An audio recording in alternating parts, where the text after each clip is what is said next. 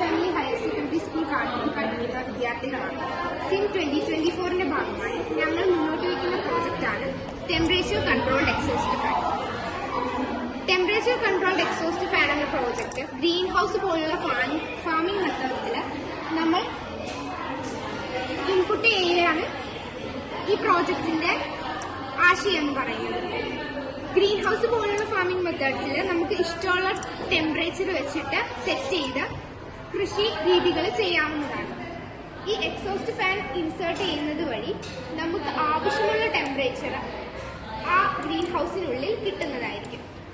ഈ ഓരോ പച്ചക്കറിയും പഴവും വർഗ്ഗങ്ങളും കൃഷി ചെയ്യപ്പെടുന്നത് ഓരോ ടെമ്പറേച്ചറിന്റെ അടിസ്ഥാനത്തിലാണ്.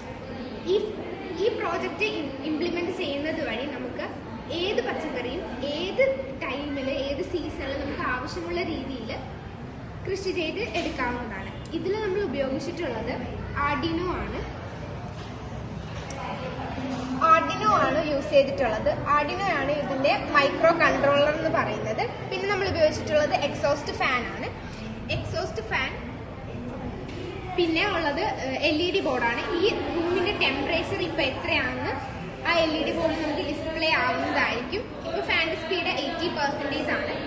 ടെമ്പറേച്ചർ 29 ഡിഗ്രി ആയതുകൊണ്ട് ഫാനിന്റെ സ്പീഡ് 80% ആണ്. ടെമ്പറേച്ചർ